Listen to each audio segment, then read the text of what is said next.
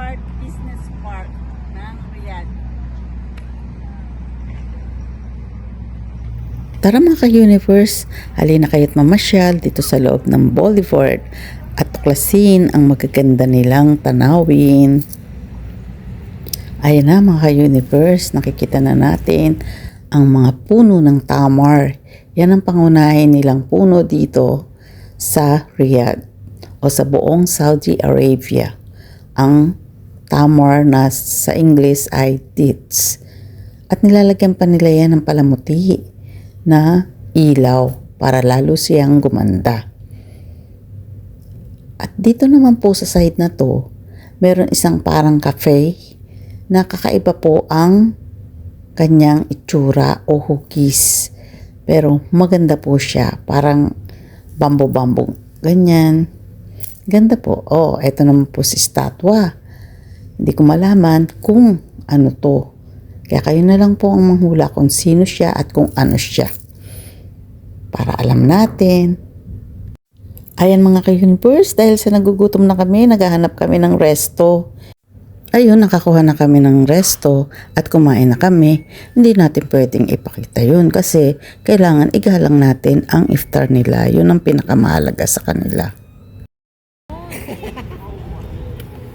Wala kayong Boulevard CBCs. Meron kaming Global Village.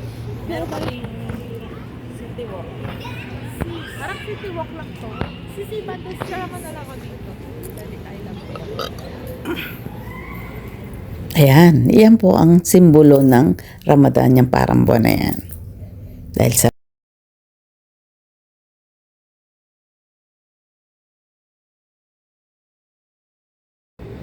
napakarami po kasing tao kaya masyadong maingay. Iba't ibang lahi ang pumupunta po diyan.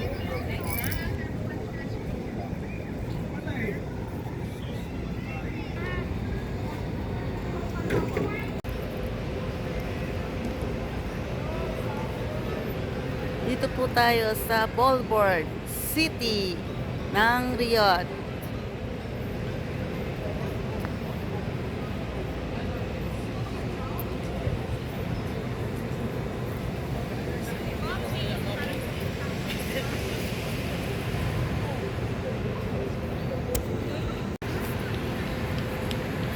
Boulevard.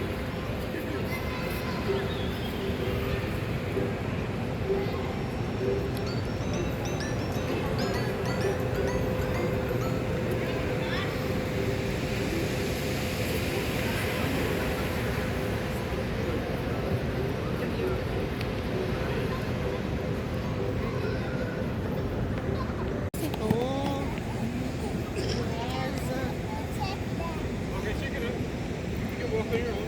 Kainan, restaurant, mga laruan. Nakikita niyo ba yung mga puno na yan na may mga ilaw? Yan ay puno ng tamar. Yan. Dahil sa ngayon, ang tamar ay magbubunga na.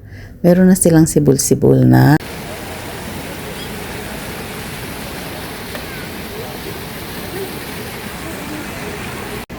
Mga ka-universe, thank you for watching. See you in my next vlog.